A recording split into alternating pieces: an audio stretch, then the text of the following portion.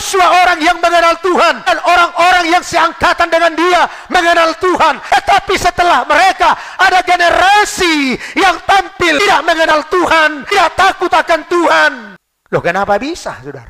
Saya mau katakan kepada saudara, kalau engkau menjadi seorang orang tua yang takut akan Tuhan, cinta Tuhan, mengasihi Tuhan, maka itu akan dilihat dari anak-anakmu. Walaupun engkau sudah meninggal, orang lain akan bisa menyaksikan orang tuanya ini dulu pasti orang baik. Sebab pasti orang tua akan mengajarkan kepada anak-anaknya, memberikan pemahaman yang baik, menceritakan sejarah yang baik, bagaimana Tuhan menyertai, bagaimana kemurahan Tuhan, berkatnya Tuhan. Sehingga saudaraku yang dikasihi, kalaupun orang tuanya mangkat, orang tuanya meninggal, maka bukan berarti keturunannya menjadi keturunan yang liar. Kalau engkau sebagai orang tua yang baik, orang tua rohani, anak-anakmu pasti rohani. Amin. Kalau anak-anakmu nakal, usil, menyebalkan, mohon maaf, tidak jauh dari sikapmu sebagai orang tua. Tidak jauh dari sikap kita sebagai orang tua. Sebab apa yang ada pada kita, itulah yang kita ajarkan seyogianya kepada anak-anak kita. Orang tua yang ngeselin, orang tua yang ragu, bimbang, orang tua yang tidak bisa sanggup bersungguh-sungguh dalam mengiring Tuhan, itu akan tertransfer, turun kepada anak-anaknya. Mengapa kalau orang-orang Israel setelah Yosua mangkat dan orang-orang yang sejamannya, seangkatannya mangkat, maka orang-orang generasi Israel bisa berubah, tidak setia. Ini tidak terlepas bagaimana seorang orang tua mengajar anaknya. Bagaimana engkau, bagaimana saya mengajar anak saya. Kalau engkau tidak pernah ajar anakmu, bagaimana bisa anakmu mengerti tentang kebenaran? Kalau saya tidak ajar anak saya tentang kasih, bagaimana dia bisa mengasihi? Kalau saya tidak ajar anak saya tentang ketulusan, bagaimana dia bisa tulus? Kalau anak saya tidak ajar untuk mengampuni, bagaimana dia bisa mengampuni? Kalau hanya terus saya ceritakan persoalan keributan, masalah yang terus saya suguhkan kepada anak saya mau katakan anak saya akan memiliki karakter dan akan memiliki hati seperti hati saya. Tersakiti, terabaikan, mendapatkan ketidakadilan. Tapi kalau saya ajarkan anak-anak saya mengampuni, maka itulah yang dia transfer ke pikiran dan hatinya.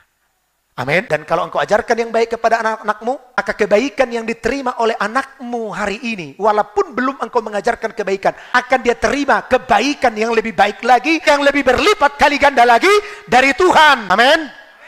Kalau anak-anak kita belum maksimal kita ajar perkara-perkara yang baik, perkara-perkara kebenaran, sudah hidupnya seperti ini. Coba lihat anak-anakmu, bayangkan anak-anakmu, anak saya. Apalagi kau tingkatkan apa yang kau ajarkan, maka anak-anakmu akan lebih diberkati Tuhan. Ajarkan yang benar kepada anak-anakmu. Ini tugas kita sebagai orang tua. Dengarlah hai orang Israel, Tuhan itu Allah kita, Tuhan itu Esa. Terus, kasihilah Tuhan Allahmu dengan segenap hatimu dan dengan segenap jiwamu dan dengan segenap kekuatanmu. Terus, apa yang kuperintahkan kepadamu pada hari ini, haruslah engkau perhatikan, haruslah engkau mengajarkannya berulang-ulang kepada anak-anak. Ajarkan berulang-ulang. Pak Pendeta, ini kan firman Tuhan sudah sering kali Pak dibukakan. Bukan persoalan dibukakan kau dengar, tetapi persoalannya sudahkah kita lakukan? Sudahkah aku mengajarkan firman Tuhan? Sudahkah aku ajarkan lebih mengajarkan firman dari yang lain? Haruslah engkau mengajarkannya berulang-ulang kepada siapa? Anak-anakmu dan membicarakannya apabila engkau duduk di rumahmu. Ya, duduk di meja makan, duduk di rumahmu, duduk di restoran, duduk di hotel. Jangan jadi kebablasan lupa tentang nilai-nilai kebenaran. Seringkali kan kalau kita menikmati keindahan, menikmati kebersamaan, menikmati sukacita bersama dengan keluarga, maka nilai-nilai kebenaran sering kita lupakan. Nilai-nilai kebaikan sering kita abaikan. Kita terlena dengan kebersamaan, kebahagiaan suami istri dan anak-anak. Ya pasti bahagia dong saudara. Kalau bisa tidur di hotel atau bisa duduk di restoran. Belum lapar sudah datang menunya. Belum lapar datang lagi menu yang satu. Belum lapar, menu yang satu masih di sini, datang lagi menu. Apa enggak damai sejahtera? Sehingga seringkali kita lupa dengan memperkatakan nilai-nilai kebenaran, kebaikan. Justru mungkin di situ kita pakai kesempatan untuk memberikan benih-benih negatif kepada anak-anak kita.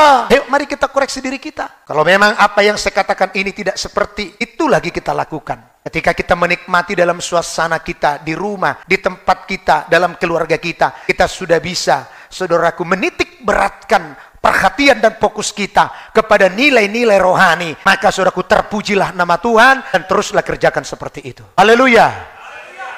Teruskan.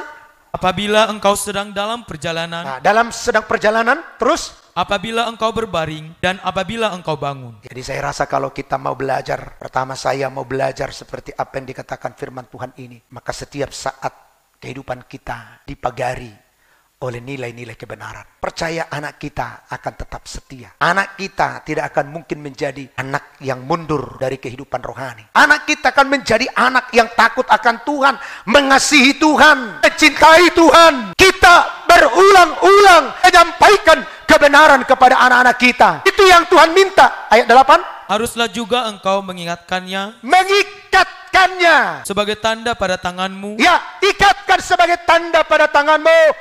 Dan haruslah itu menjadi lambang di dahimu. menjadi lambang di dahimu. Ada satu yang dilihat oleh anakmu. Di tanganmu ada sesuatu kebenaran. Di dahimu ada sesuatu kebenaran. Dilihat, diperhatikan oleh anakmu. Ajarkan itu berulang-ulang. Artinya, sikap orang tua dituntut dari kebenaran firman Tuhan ini. Tugas kita, supaya kita mengajarkan nilai-nilai kebenaran pada anak-anak kita, nilai-nilai rohani kepada anak-anak kita, biar anak-anak kita menjadi anak-anak yang bisa mengikuti kehidupan rohani kita. Jadi ini adalah tugas dari orang tua.